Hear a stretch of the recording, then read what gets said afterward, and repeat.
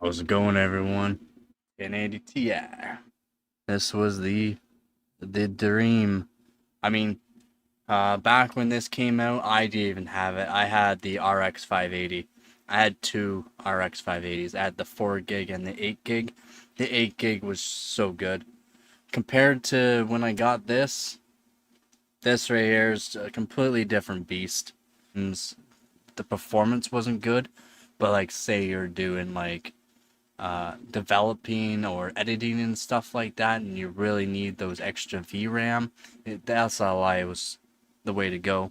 Because you didn't have much RAM like nowadays, where you have 24 gigs on one card, or 16 gigs on one card, or like this one, 11 gigs on one card. Even though this is just GDDR5X. Alright, I'm gonna check to see what kind of screws I need for this. Or screwdriver. Looks like it's still the same one. Roughly. Yep, still the same one. I'm pretty sure with this one, I don't need to go crazy with the screws. I just gotta remember to hit all of these screws. Yes.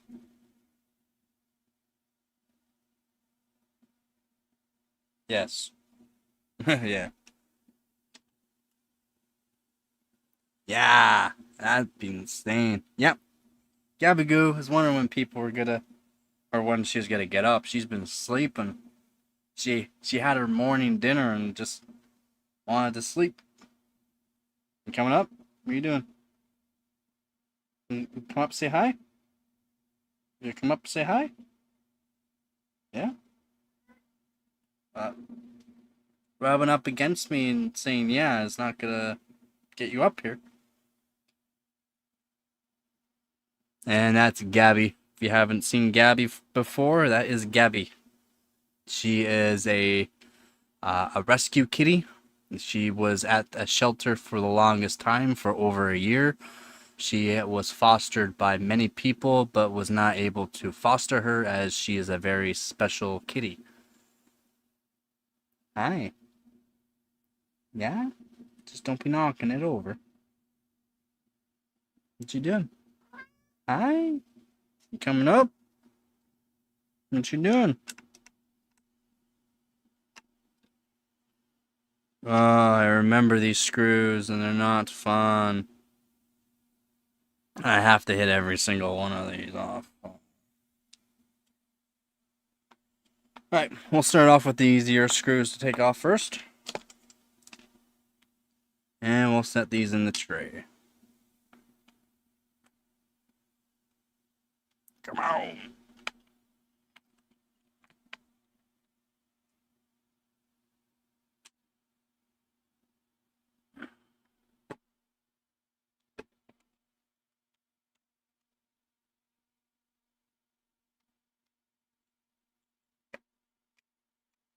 These screws suck to take out.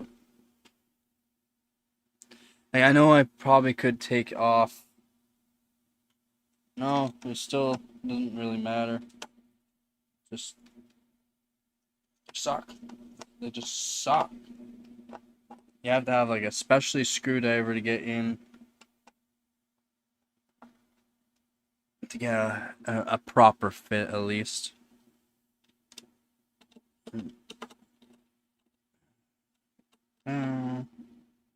At least they're spring loaded, so kind of makes them nicer. Now those are off. Pretty sure I need to.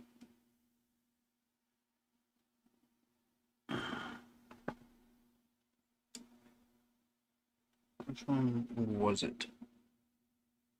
It's been so long since I take this one off. I think I have to take off these back four. 1, 2, 3, 4, 5, 6. Oh no, I have to take off all of those ones. Really? A lot of screws to take off on this one. I like the Zotac 30 series cards. They're amp hollows. They're so nice to take off. You can take off the whole fan shroud with 6 screws, just the fan shroud, to clean it. And then like the rest of it's like to take off the actual cooler.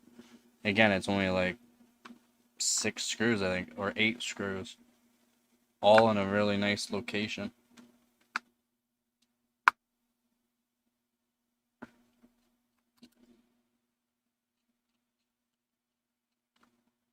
So many screws.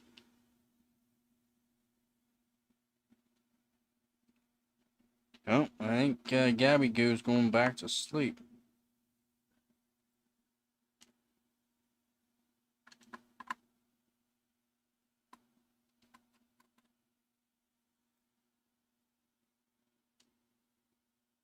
They're fine. I'll use drill, like an actual a high-powered 20-volt drill. Um, I usually do for a lot of my PC builds. I will. You just gotta make sure you know the settings. You can put the settings so like they're like a 1 foot-pound or like a half-pound torque. You can set them to like the actual rating for the screws. The small screwdriver, if you talk about like the pencil ones, they're nice. But the only thing is starting them. So like if when you put a screw back into the actual wherever you're putting it, always start it off by hand, and then you can finish it up with the screwdriver or pencil screwdriver, whatever it is that is electronic. And then those electronic ones you can set for the actual rating for the screw, and they're fairly accurate. So I would say if you have the money and can afford it, then yes.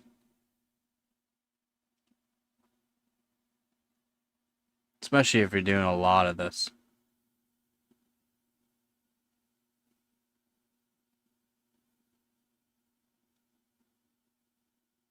Yeah, if it's like a really hard screw, like say to take out, then you can use something. But to put in, um, you would want to use something that's set for an actual torque rating for it. If not, then just use by hand. Then you go till it bottoms out. Then when it bottoms out, you just give a slight twist more. And that's how you know everything's good for PC stuff. That's just because it's fine thread. You don't want to destroy the fine thread.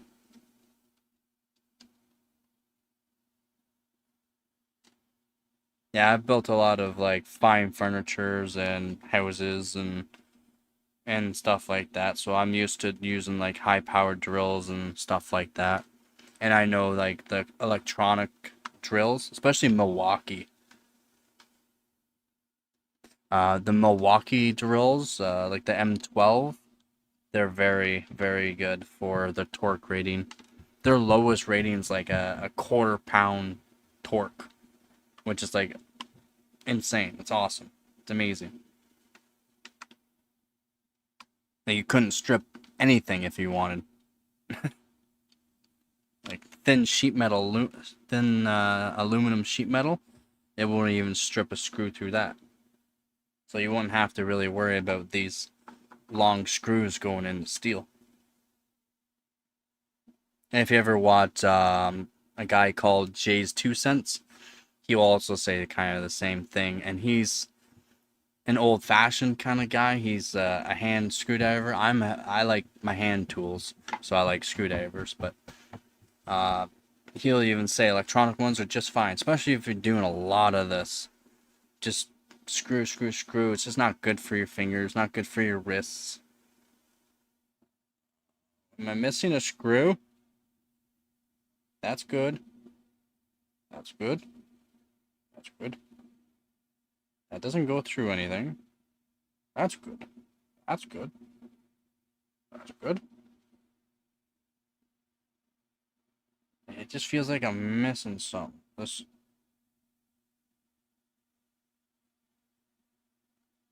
Pretty sure.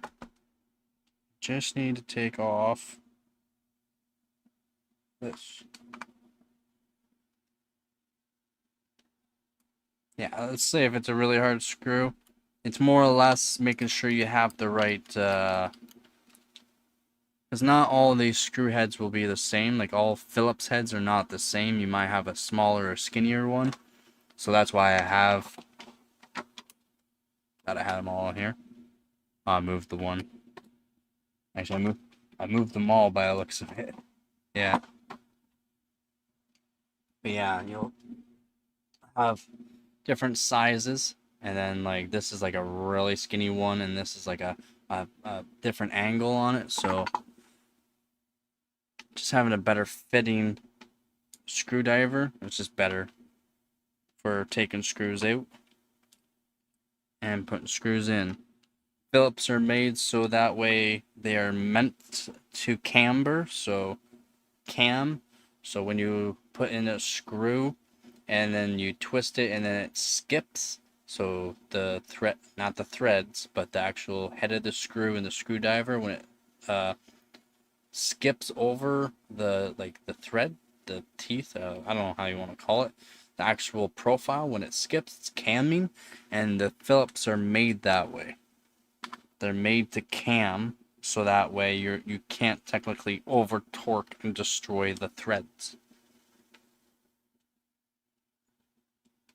That's why a lot of old wooder guys like the Phillips as well, and they also like the flatheads, because the flatheads you have to be more precise, as in you don't want to slide anywhere or skip off, so you're more or less just gonna hand tighten that screw in until it's flush.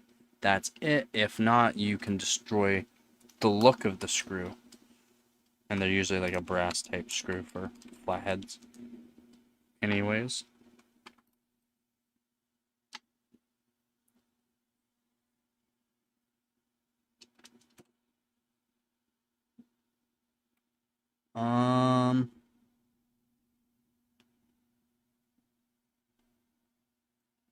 Now that's that. Am I missing? I shouldn't be. This should just, yeah.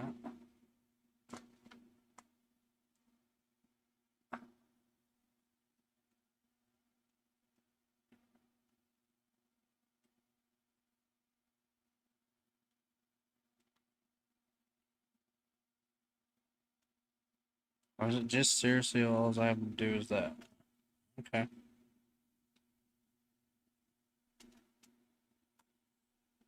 I gotta get these connectors all out.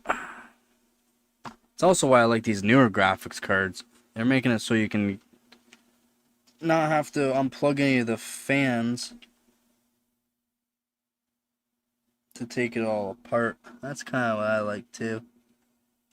You can service the part that needs to be serviced easier. Why would you not make it that way? There we go.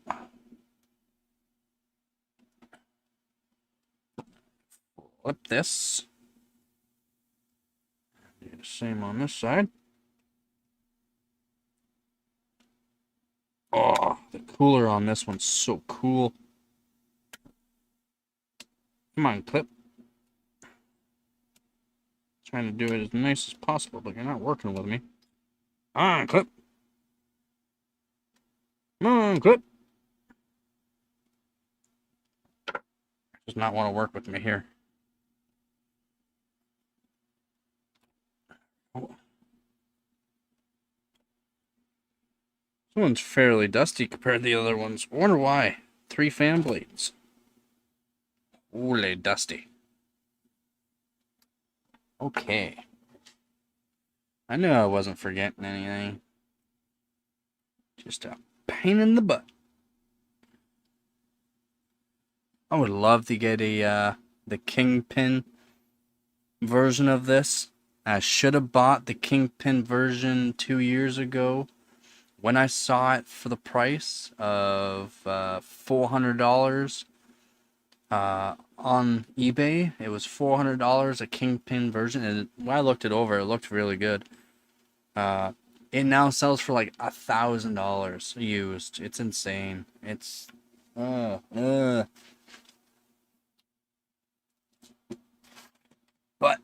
The Kingpin version isn't much better than this version.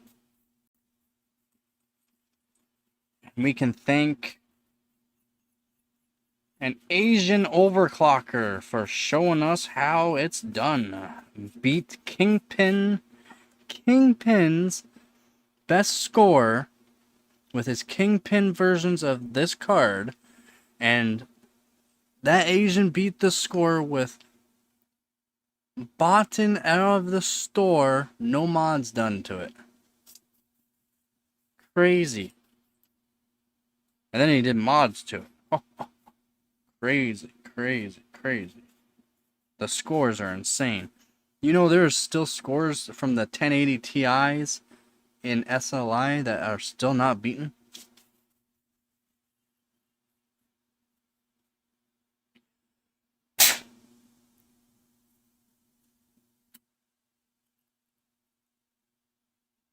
Dude. Say I hear it hitting a fanboy there.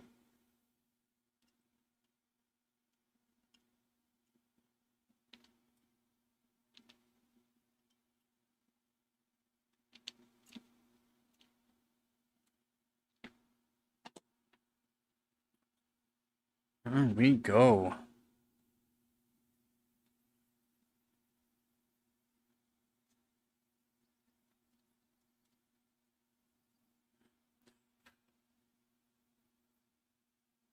Pretty good. Not bad, not bad. Alright, so the cooler is not actually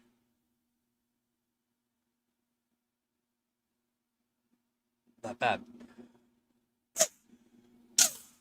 No, not really that bad. Alright. So the cooler's not that bad. That's kind of nice.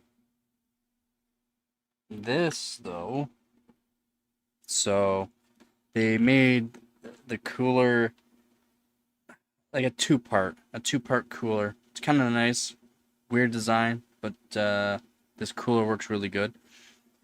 So we got the main cooler off of this. This is the main cooler, which has its vapor chamber and its 3 heat pipes. Wow, it's more than 3 heat pipes, but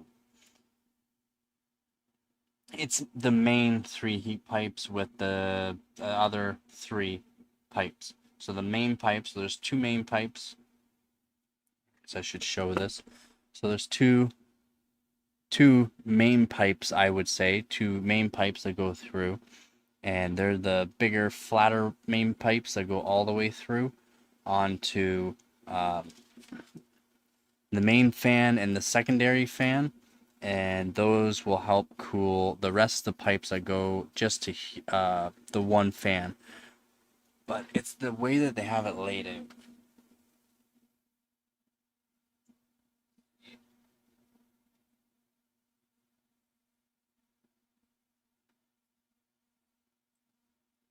And it's the way they have them laid out is not all the pipes go through to the end. As you can see, there's only 5 that go all the way to the end, and they're not like a flat. They didn't flatten them at all on 3 of them. Only 2 of them are widened a bit. So those widened ones are from the main ones. The main ones help cool the center of the die more, while the other ones will help onto the secondary part of the cooling.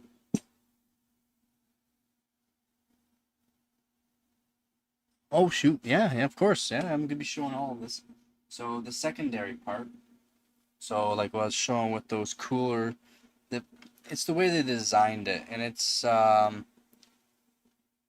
who's on it. I'm not sure if it was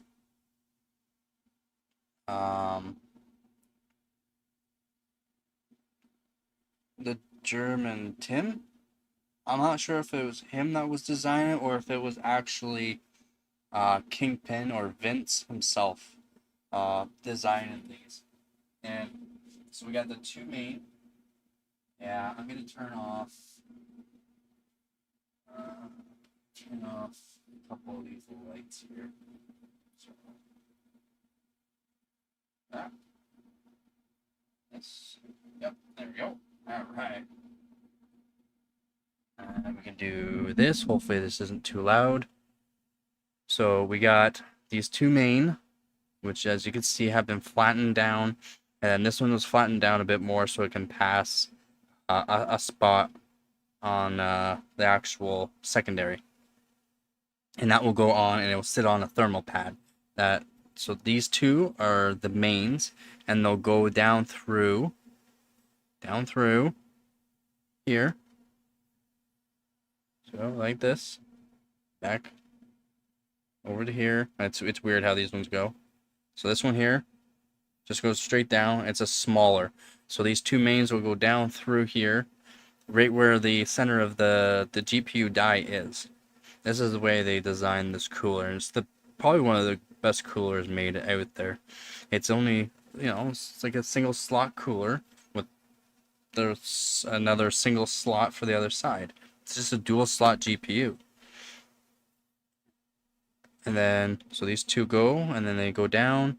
And then, again, these are just the bigger ones. And then these smaller ones, so here and here, go up through here, but they're only flattened a little bit through here. Same thing with this one. It's just barely flattened and then barely widened to go the rest of the way. And that is just because they didn't need... only because they didn't need the extra cooling in that. Yeah, it's such a awesome cooling design on this one. The newer ones that you see, so like these big graphics cards, have about the same TDP as these, but this right here cools them better because of the way they have it designed. And it might still be under like a patent, so we'll go on to the secondary part. I'm hoping we should be able to keep the light on for it, because I actually kind of want to show the dust too on it.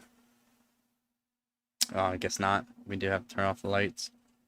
I have to just keep on the one set of lights for now. So this is the secondary part of the cooler. So can you see those? Look at that. These.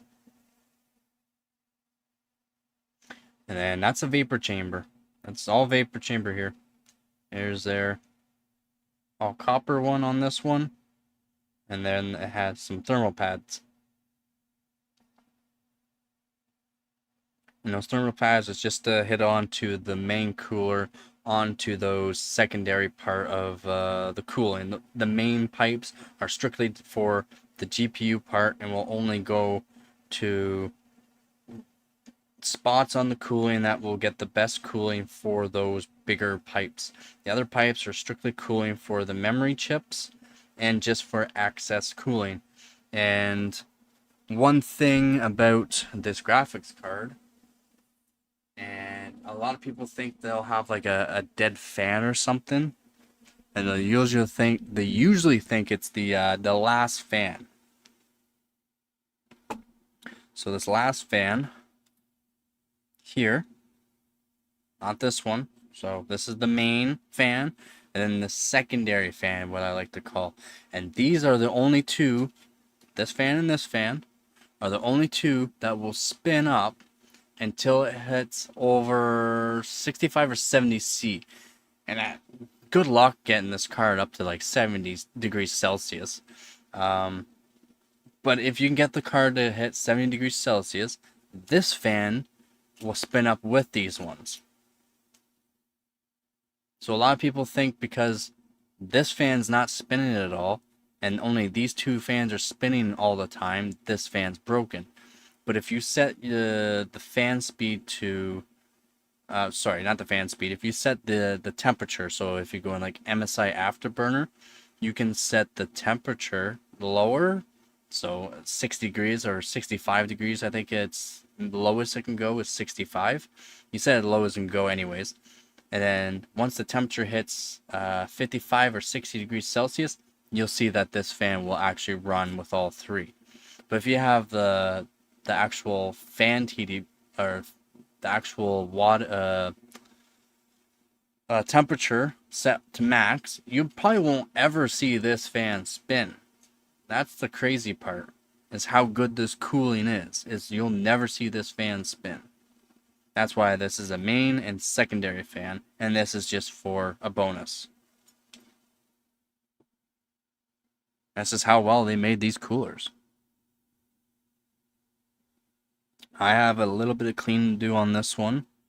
I will not be taking apart the secondary cooler. Nah, so there's not really a point. There's nothing really to show. Maybe a thermal pad or two. Would you like to see the whole thing? That's up to you, really. I could show the whole thing. Take it all apart. And clean it up first.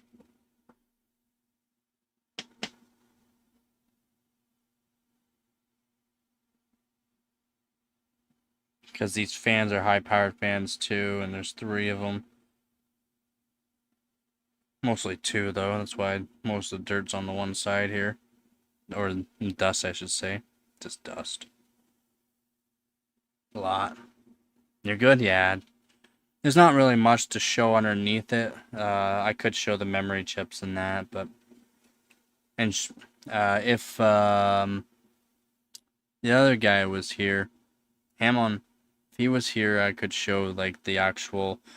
there's a 12th chip placement, so instead of having 11 chips, there's a 12th chip placement, because this board's still the same as like the Titan, but the Titan's a 12 gigabyte, so it had that extra slot filled up. This one here has that memory chip. You can add the extra memory chip onto this and make it a 12 gigabyte. Again, you would have to send like a working, or find a working BIOS for it, and then send it to NVIDIA to actually get it to work, or else just setting it up yourself won't work. You would it just wouldn't work. They have to verify a working profile, and you can find a working profile off of online. You can find a lot of working BIOSes for cards. I did it more or less for the RX 580s. You just send in a BIOS that you find online, and they'll verify it. So the BIOS that I did was sending it so you can... Before on the RX 580, you could only go so high with the overclocking. And then with the BIOS, you can go up to 2.3 gigahertz. And I don't think I would ever see 2.3 gigahertz on it, but with the BIOS, it would allow it to go up to 2.3 gigahertz without any errors. Yeah, exactly, yeah. To sign the certificate, they just have to sign a authenticity for it, so that way, as soon as you put in like your system or something like that, it's not going, what graphics card is this? It's a verified profile that NVIDIA signed off on, and it's not someone trying to cheapskate NVIDIA out of money, basically. That's the way all these things are set up nowadays to make sure companies can't lose money. I mean, there's a lot of new companies coming out of the woodworks that are making their own things. It's kind of nice. And that's why open source is good. Open source is good. And if you find any kind of company out there that has fully open source, if you have the money, try to fund those people. Those are the people you want. Because if everything is open source, it means they value their customers and value people that want to improve on an already existing platform. I mean, why would you not want people to improve on something that you made? Why not improve something that you made, right?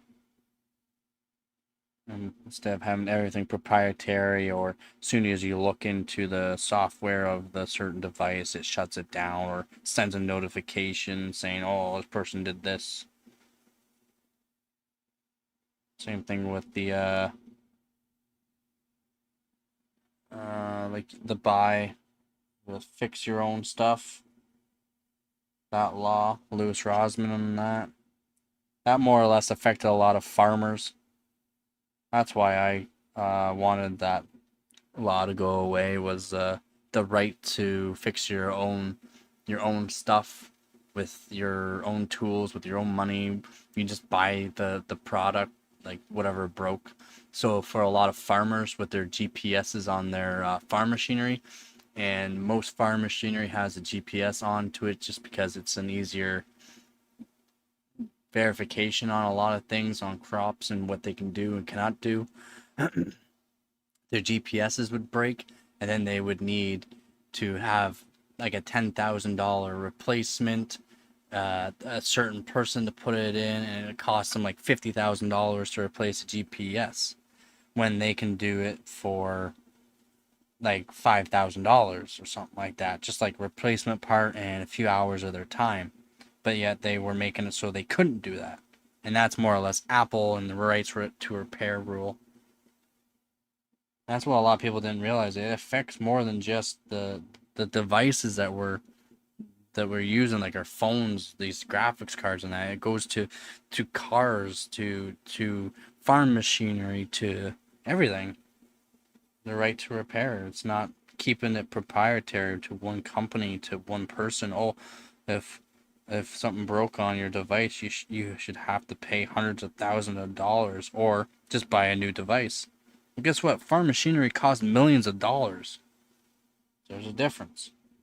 There's a difference.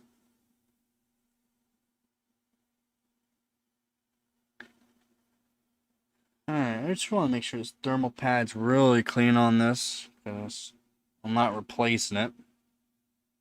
Looks really good. Looks really good. Make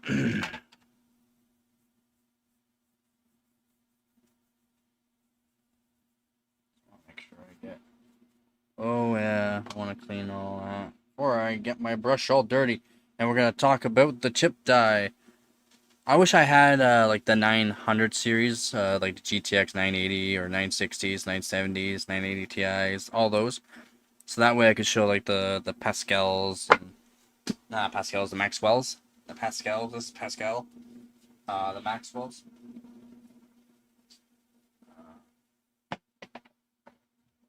This guy's a little easier to show, yeah. This. Yep. So shiny.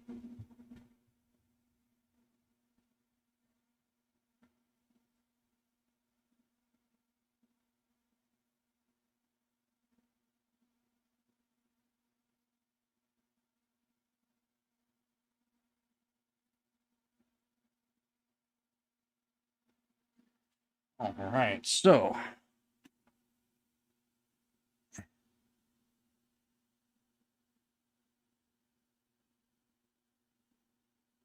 oh yeah, you're saying 1660 Super and it has 8 gigs? Probably is the only one in the world. It might be a rare one. I would have to search. So if you go to hardwarebot.org and you go into the search tool, you can search 1660 Super and then just search up the 1660 Super. If it says 6 gig and then they had an 8 gig version, then that 8 gig version's like the ultra rare, probably only like 20 or 30 made type thing, like came out of the factory, you shouldn't have it type thing. Or it was one of them China made ones, like it was an actual, GPU, but it was someone in China got a handle of it and then they put on 2 extra chips.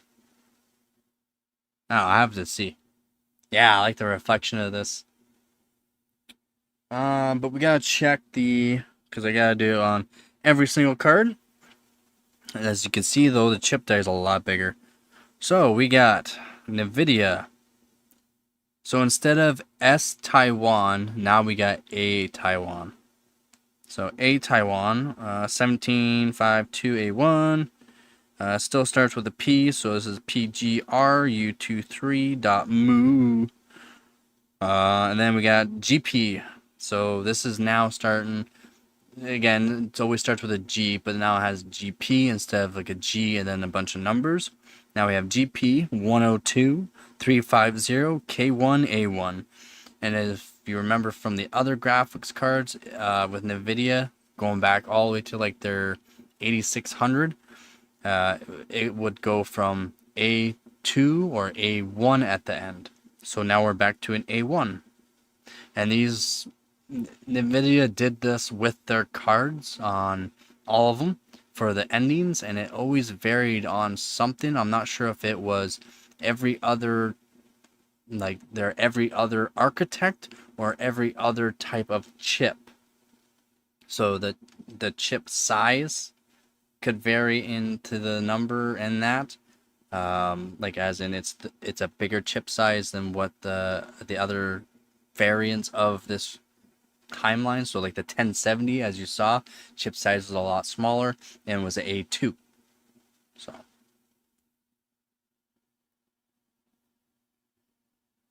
yeah, so that I'm pretty sure it is a China made one. Nothing wrong with it. Nothing wrong with it, man. Those guys are absolutely insane. They are killing it out there. Them Russians are taking like graphics cards in that too, and they're taking all they're really good at taking the actual cutting out the chips and then sending them over to China. And those guys are making some. They're insane. What they're making out there is insane. Making ultra small, like PCs that look like this, like a full PC. It has the GPU and CPU all on one with a cooler, and then that's it. That's your PC. Or like those CPUs, or like the PC that you plug into a PC. Those are originate from China too. And those literally like it's like a CPU that you plug it, like a PC that you plug into your PC, just like this. Have you ever seen those? They're not like those Nooks. I'm talking like a full-on PC that you plug into a PC. It's weird. It's weird, man. They're killing it out there. They're killing it though. They're insane. I would love to go to China and check out like their factories. Not like GN in them. Like I would want to go there and talk to like them like as if they're their buddies and that. No cameras, no nothing, and sit down and talk to them about stuff. I'd have to learn how to speak Chinese first, but just to show them how well I would want to learn stuff from them. But yeah, they know what they're doing out there. Just same thing with their RX 580s. They made them. They doubled up the gigs from 8 gig to 16 gig on some. The performance isn't good. They gained 7 frames or a 2% increase in some games. So the architect and the actual performance of the generation for nowadays still not helpful. Yep. Colorful. Yep. Colorful has been around for actually a long time. They are starting to make their name, and hopefully they just keep pumping out these cheaper cards because eventually they will make some money, so they will make not so cheap cards. The card may be cheap, there's nothing wrong with it. The only problem is some of them they reused memory chips from other cards. Again, they go through testing before all of the switchovers, so it's not like you're getting a bad chip or anything like that. Or even if so, they do have warranty on them, which is, I mean, for a graphics card you're buying for what, $100, $150, somewhere around there, $150 for an 8 GB card, 1660 Super. 1660 Super is just fine for anything.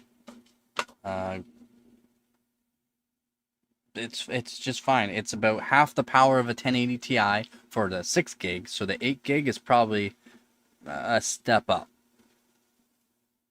And for a third of the price, it's great power. Great power. This driver. Yeah, the BIOS you would have to go. So when you download the actual driver, you would have to go and actually download a BIOS software, so a BIOS flashing, and I'm sorry, I'm having an actual blank on the program you're supposed to use to flash it, but there's an actual flashing. It's kind of like WinRAR type thing, but for graphics cards. It's been like since RX 580 came out, what, almost 7 years ago now? Yeah, almost 7 years ago now. So it's been about 7 years since I flashed a BIOS. But still good. Yep. And what? It has a TDP of what, 65 watts? Or 100 watts or something like that? Like, no, not that programmer. That's a different one.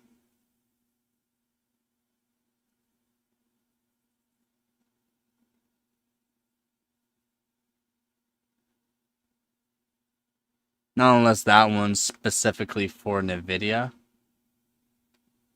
And then the other one was specifically for the AMD that I was doing. Because I don't flash on these cards. So like the 1070 and this one here eventually. I might not do this card because it is a fairly good card, but it's also like I should do this card because it's a good card. Like it's silicone lottery type.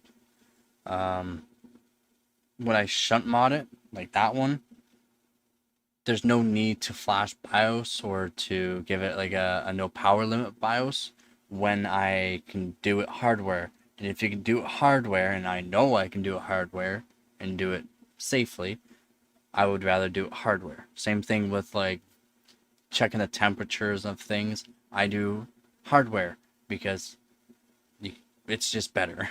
Hardware is better. Less software is going to. It's just you gotta get a better score. Alright, that looks fairly good though. Do another close up.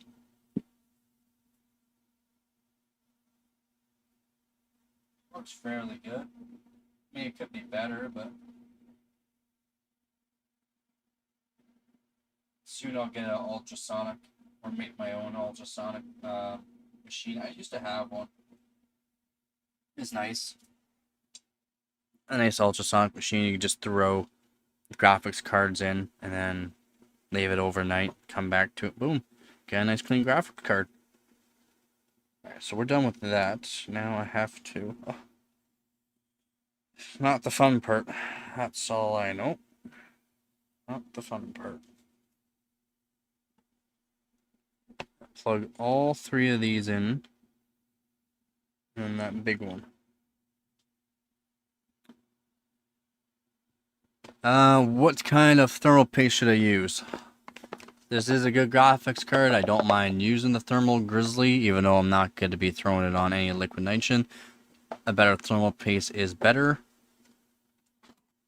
My stuff is the second choice, as in it has same kind of compounds as thermal grizzly.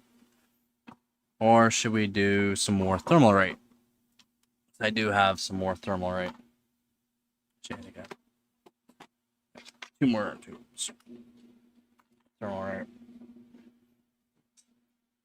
MX4 is good. Has what, a 5.5 kilowatt, something like that, of wicking away. It's pretty good. This has something like, it's around 10. I don't really go off of what they, yeah, I know, Arctic MX4. It's decent. It's decent stuff.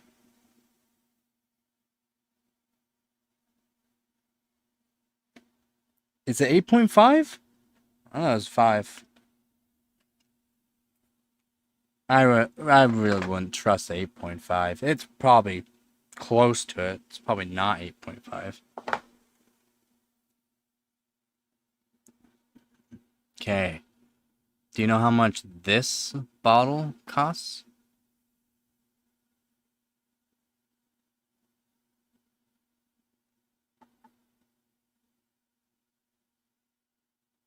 No, not quite that much. You can't even find, so when you buy these jars now, and most of the time you'll find them on Amazon. They're half-filled jars. They're not the full jars this one was. This jar, I believe it was like a 30-gram jar or something like that, was close to $200. Canadian dollars.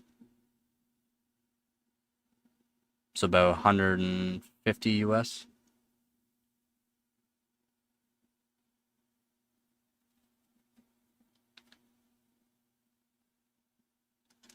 Let's just say we're getting low. We're getting real low. $100 per 9 grams. It's about that, yeah. It's $10 roughly per gram.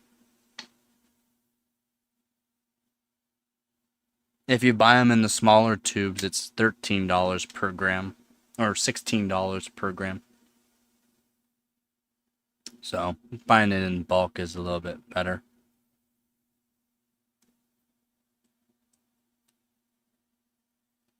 All right.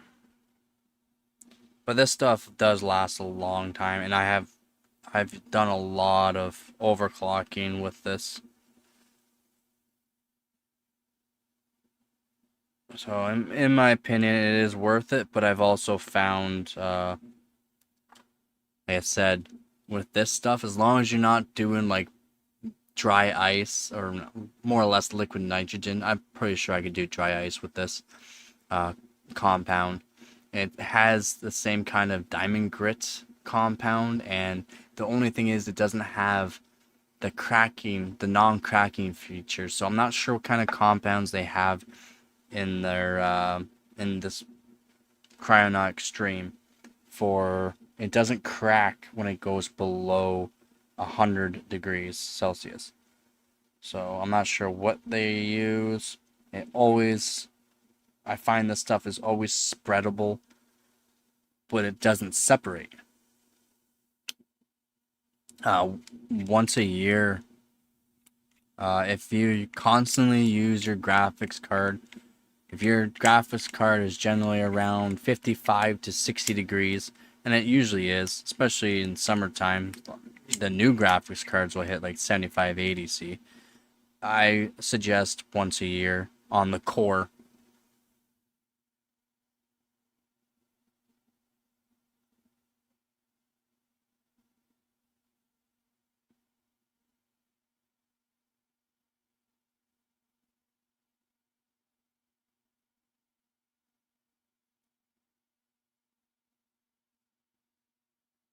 You'll just find, so after about a year's time, especially if it's just stock thermal paste, because they don't use the best thermal paste, and not unless they're doing liquid metal, but you only find those on extremely expensive like laptops or certain graphics cards like the Matrix. You can let those go for about 2 years, but you still have to redo the liquid metal. It will dry out. It more or less soaks into the nickel plating, or if there's any aluminum, will eat it.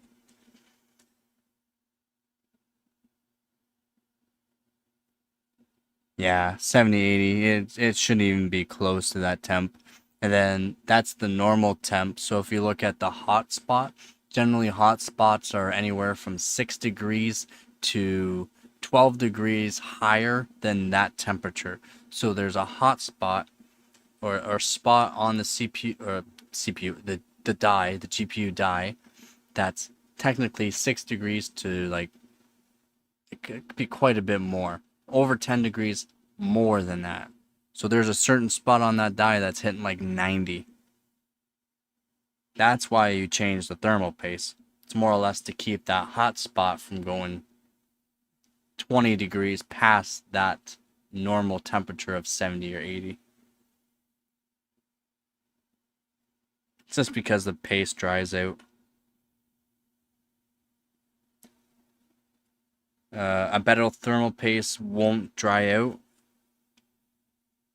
and it's not really more or less due to different kind of the makeup properties of it. It's the the fusion process that they do it in. So more or less they put it down below atmospheric pressure. So when you're mixing chemicals in that, if you put it below atmospheric pressure, no air, no nothing, and mix it while it's at no atmosphere, the chemicals will mix together and not separate after being mixed as easily. So there's different kind of manufacturing processes on the paste that make it so it lasts longer. There's still generally a silicone based.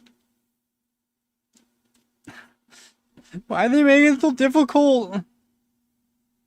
These are the stupidest pins. I know it'll be so hard to get this on there.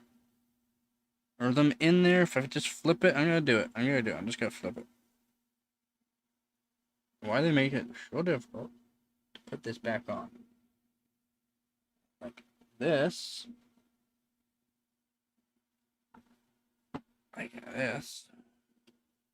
Literally need to fit this one little lip. So if we could just, yeah, under,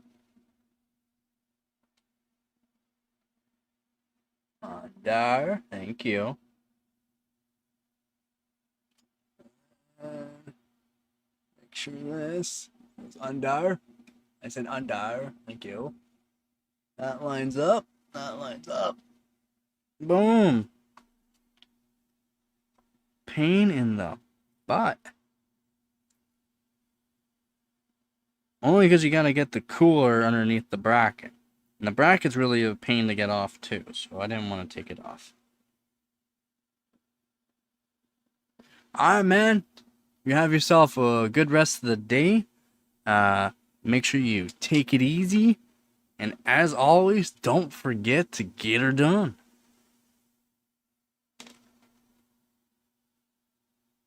Thanks for stopping by, Yuri. Peace.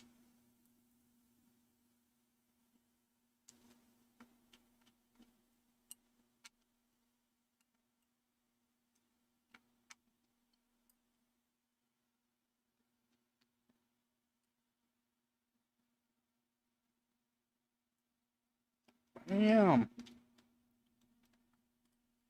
We are getting somewhere with this graphics card. Nice and clean. New paste.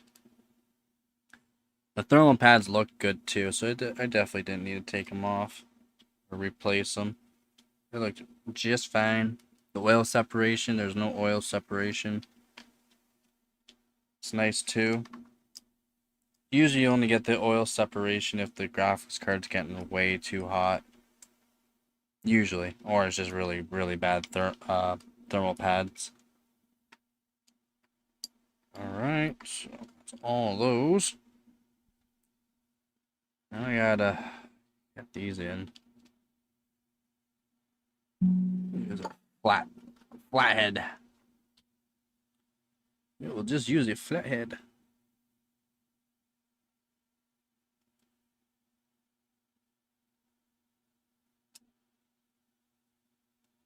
Yes, no problem. Okay. Guess it won't be too bad after all. Putting the rest of the fan headers in.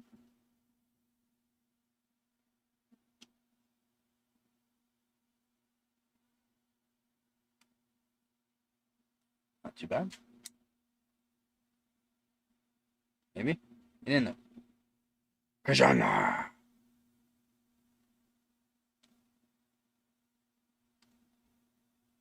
Thank you. Perfect. Alright. Already got cat hair everywhere. Just because I don't want to set that down.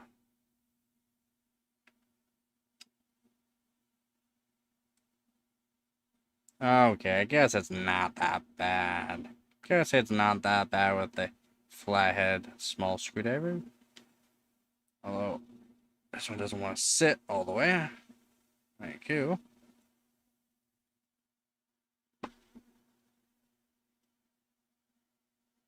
Damn. Anybody gonna take Yuri's place? By the looks of it, no. What if Hammond's gonna show back up? Alright. So that's all the fan headers. Make sure. Good.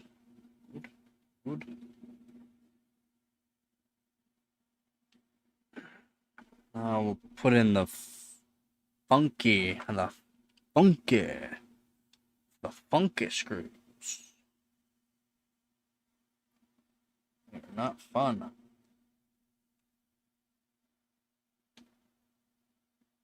I don't like these screws. Should not be made this way.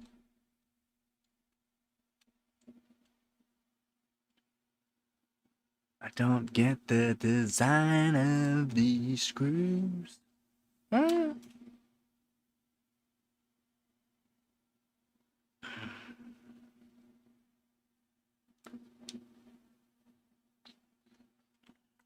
Probably should check to see if I have placement screws for these ones. Probably do.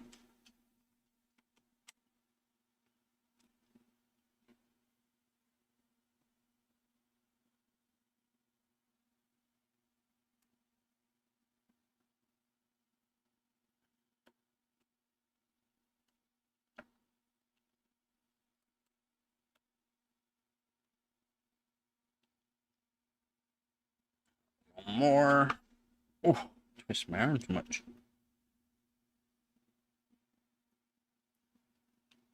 Alright.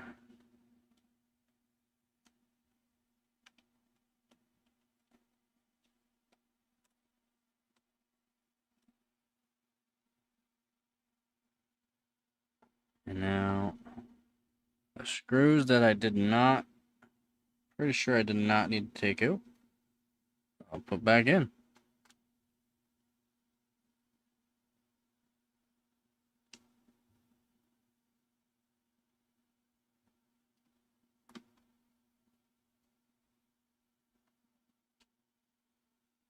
Bad, not bad. A lot of screws though. I get they want to make sure they compressed all of the thermal pads. But I don't think they really needed to put like 20 screws in this. I really don't think they did.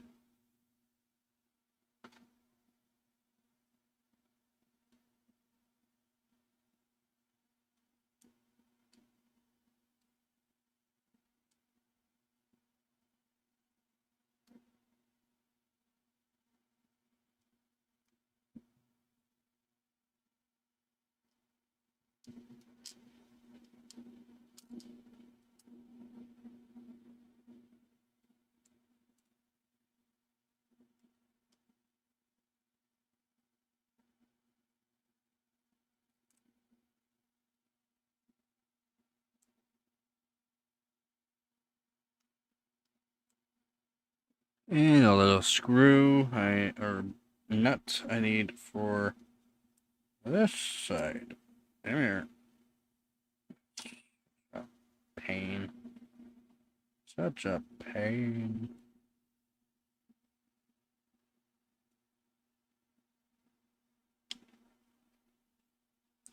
Got it.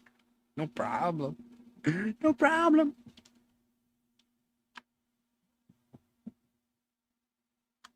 So that wasn't actually too bad. I was got a little bit of thermal paste on there. Clean that off as fast as possible.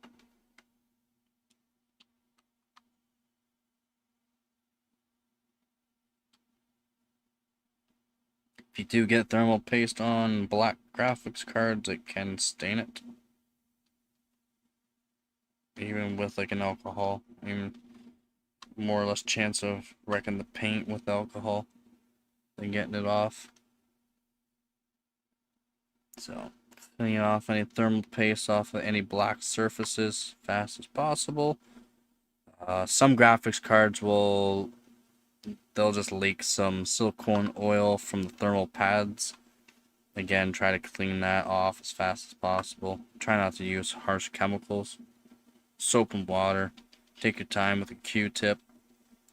Damp Q-tip, soap and water. Eventually it will clean up and look good.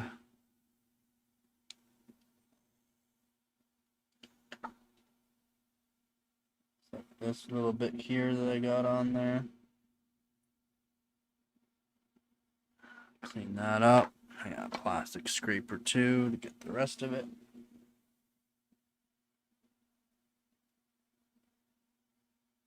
Ta-da.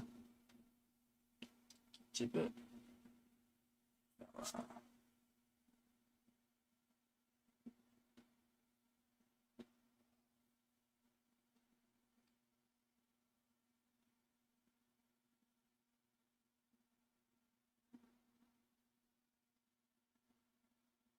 Looks good.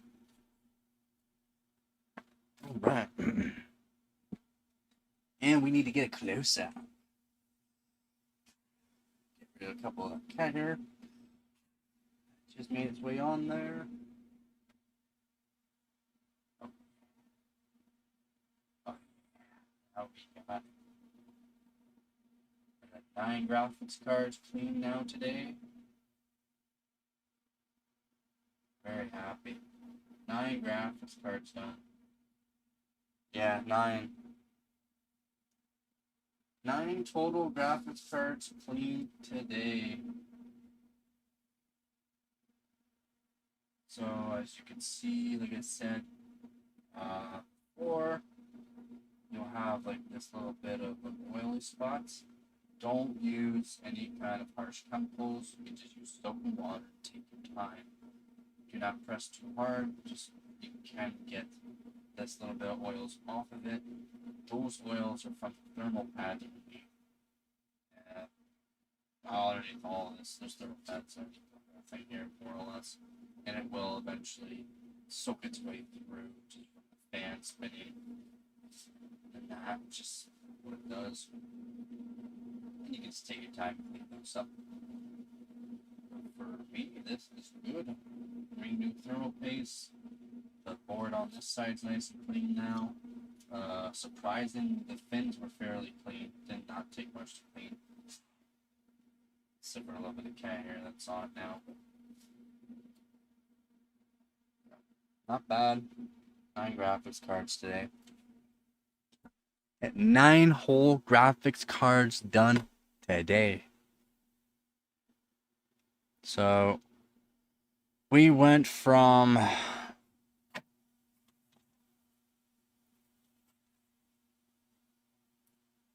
like an HD 5450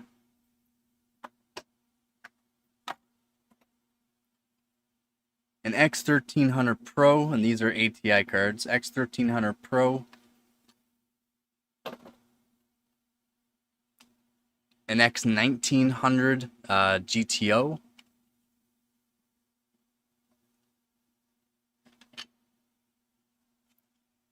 an 8600 GS,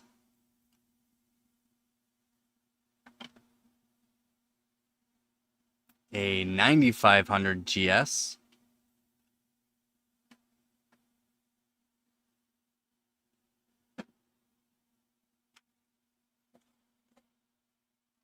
an 8600 GTS,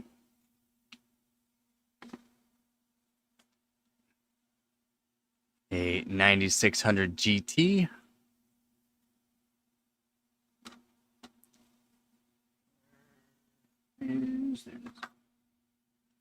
a GT 610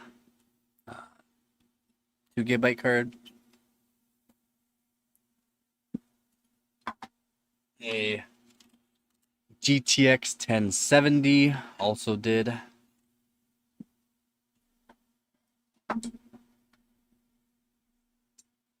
and our finale card that we just finished, the GTX 1080 Ti. Took apart every single one of these cards and re-thermal paste them. Checked over the thermal pads, they looked alright. On the older cards that I got from like electronic scrap yards, I got replacement parts from my replacement part bin, wherever I put that bin. Replace the screws that need to be replaced in them. And how long have I been recording or streaming now? Close to like what, 14 minutes, I would say, or 4 hours. I'd say what, right around 4 hours.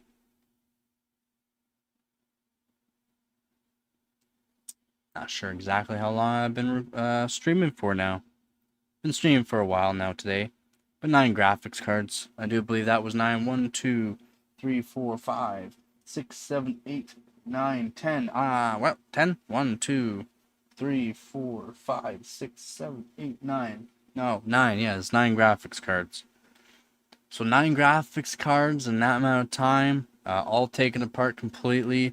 Some graphics cards, I even took apart the coolers and cleaned them, only because they're fairly easy to do. And yeah, so if anyone wants to see some more graphics cards that get taken apart, let me know. I do have the graphics card that's in this system and 2080 Super as well. Those will be take my time. Well, the 2080 Super will take my time because it's not EVGA hydrocopper, so and it needs work. So the actual cooler itself, the block, is kind of cracked up. I want to see if I can get some clear acrylic, and see if I can fix it up. It's not like it leaks or anything. There's nothing wrong with it, but hooray for Canada. I think that's it for this stream.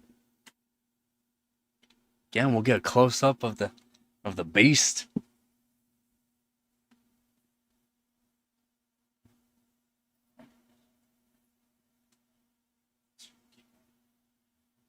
So again, a close up of that.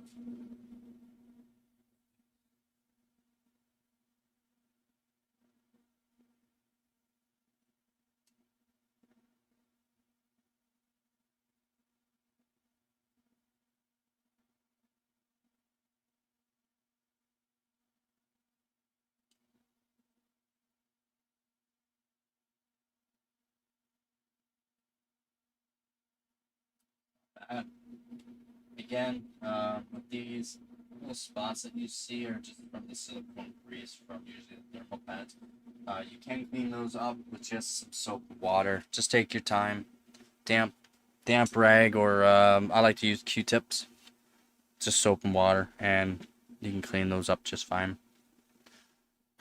As always, guys, hit that like button, comment, and subscribe. As always, don't forget to get her done.